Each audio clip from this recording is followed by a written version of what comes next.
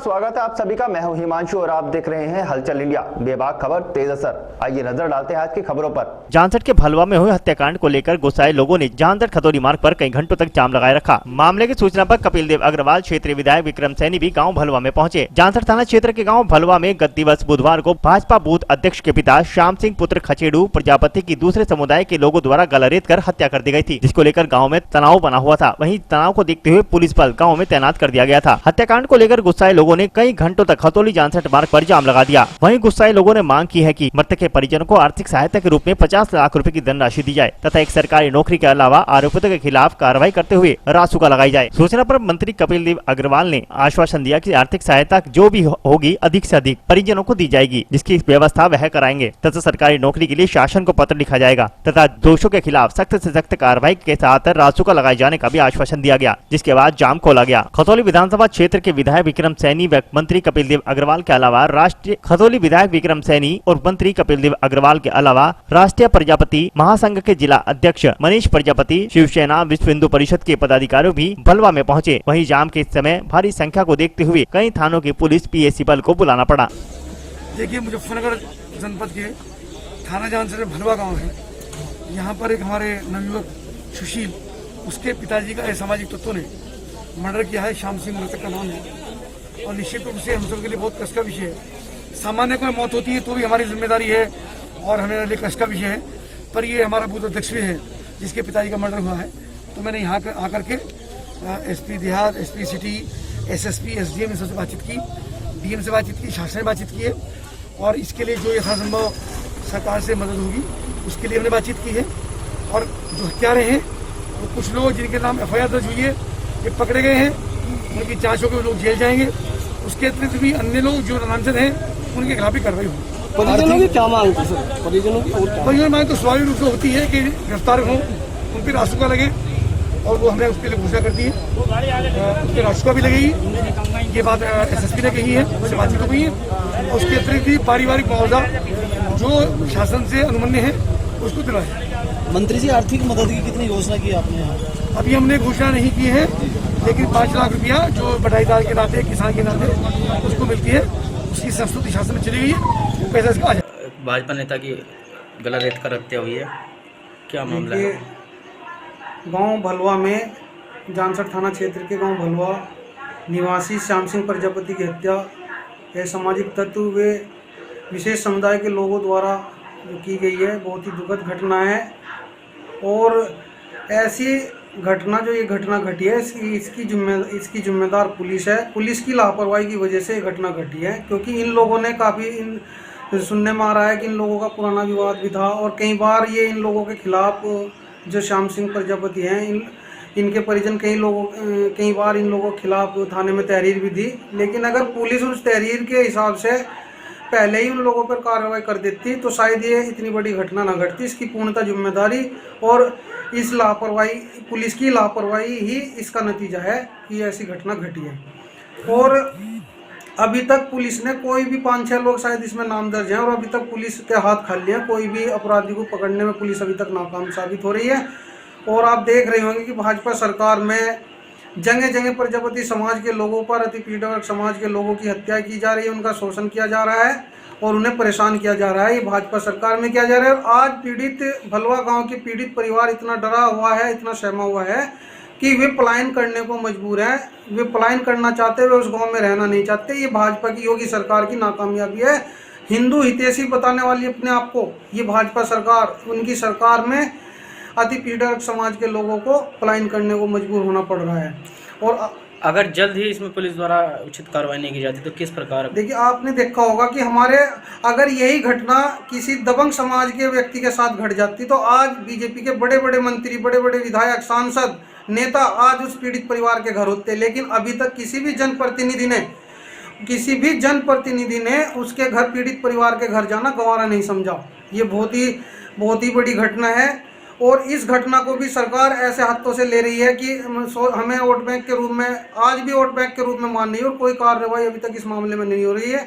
हम यही कहते हैं कि अगर सरकार, शासन प्रशासन अगर अविलंब इन अपराधियों को रासुका लगाकर जेल नहीं भेजते और उचित मुआवजा इस पीड़ित परिवार को नहीं देते तो हम खुद भलवा गांव में जाकर खुद पीड़ित परिवार को सुरक्षा देंगे और पीड़ित परिवार जितने भी पीड़ित परिवार के उन आरोपी हैं, हत्यारे हैं, उन सब लोगों को अपना पकड़ने का काम करेंगे, जिसकी जिम्मेदारी शासन पर।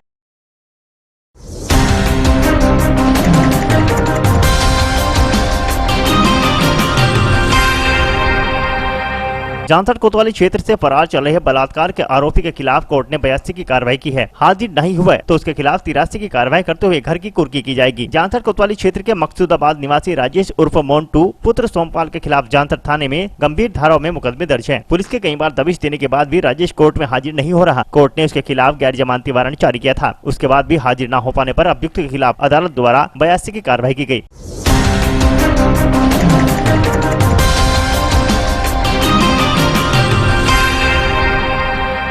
जानसठ तहसील क्षेत्र के गांव संबलहेड़ा में मंडल समन्वय के नेतृत्व में वैक्सीनेशन कार्य का आयोजन किया गया, जिसमें doctor Himani, doctor Soni, doctor Ruby द्वारा टीकाकरण किया गया। टीकाकरण में मुख्य रूप से लक्ष्मी, ममता, सगुफ्ता, ज्योति, सविता, जोनी कश्यप, सत्येंद्र कुमार, सीमा, सीता, नरेंद्र गर्ग, प्रवेश आदि का मुख्य सहयोग रहा। वैक्सीनेशन वैक्सीन का मंडल समन्वयक भारतीय जनता पार्टी से जो हमारा ये वैक्सीनेशन कोविड-19 वैक्सीन का कार्यक्रम चल रहा है, सेवा ही संगठन के अंतर्गत हम सभी गांवों में जाकर कैंप लगा रहे हैं और वहां जागरूक कर रहे हैं लोगों को टीकाकरण के लिए, और अधिक से अधिक लोग बाग टीकाकरण के लिए सेंटरों पर आ रहे हैं और बहुत ही शांतिपूर्ण तरीके से आज ग्राम संबालेड़ा में हमारा टीकाकरण चल रहा है। और यहां पर हमारी आंगनबाड़ी, आशा और एएनएम व ग्रामवासियों का बहुत ही सहयोग मिल रहा है और शांति प्रिय तरीके से टीकाकरण चल रहा है, जिसमें हम सभी इन गांववासियों के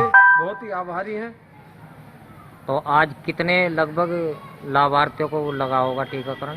यहाँ पर हमारा 300 का लक्ष्य है और लगभग 100 के प्लस करीब यहाँ पे टीकाकरण जालिया है, 200 बचे हैं और काफ़ी संख्या में देखने को भीड़ मिल रही है, तो 300 पूरे हो जाएंगे। अच्छा, 300 प्लस हो जाएंगे। हाँ जी, ठीक।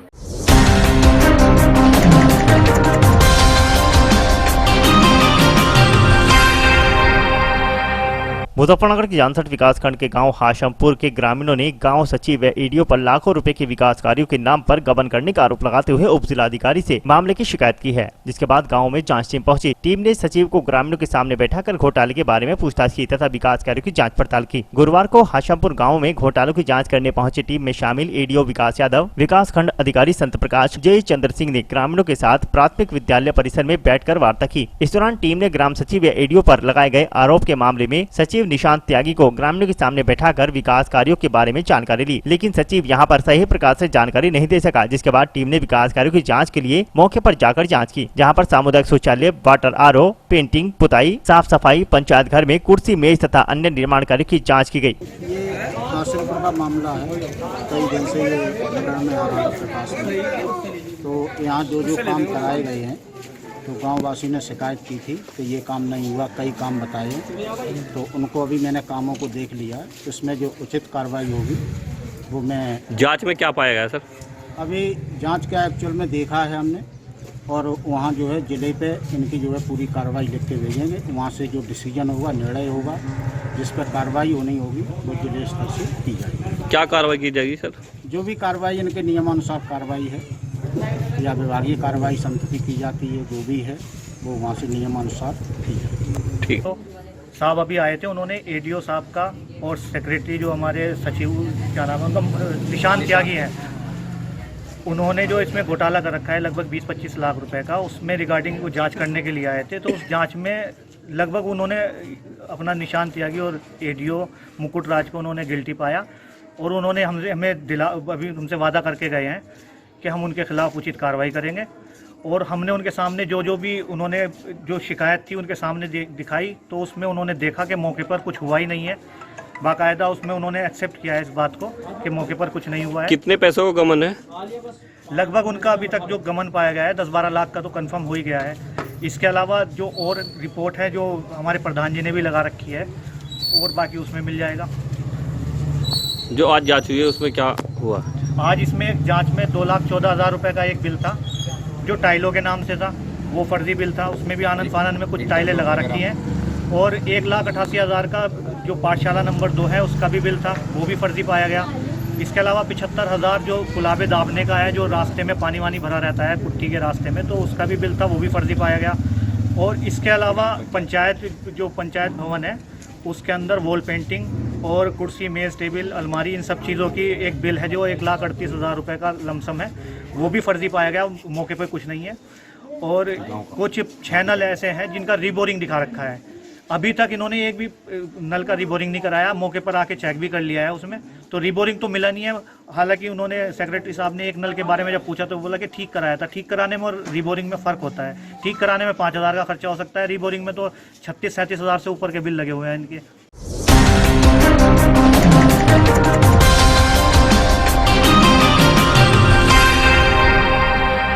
मुजफ्फरनगर के मीरापुर में इंस्पेक्टर मीरापुर मगनवीर सिंह गिल ने मीरापुर में पैदल फ्लैग मार्च किया। इंस्पेक्टर मीरापुर मगनवीर सिंह गिल और एसएसआई देवेंद्र यादव और कस्बा इंचार्ज रविंद्र सिंह यादव ने बृहस्पतिवार को कस्बे में जगह जगह फ्लैग मार्च किया। इंस्पेक्टर मीरापुर मगनवीर सिंह गिल, एसएसआई देवेंद्र यादव और कस्बा इंचार्ज रविंद्र सिंह ने पुलिस बल के साथ मीरापुर के मदान चौक, सराय गेट, बस स्टैंड, कमलियान, सराय दरवाजा, पड़ाव चौक, ताबरबानी मस्जिद, कोटला दरबार आदि जगह पर पैदल मार्च निकाला। और इस दौरान अधिकारियों के साथ पुलिस बल मौजूद रहा, जहाँ पर सड़कों पर घूमते हुए सभी को कोविड-19 के बारे में जागरूक किया गया।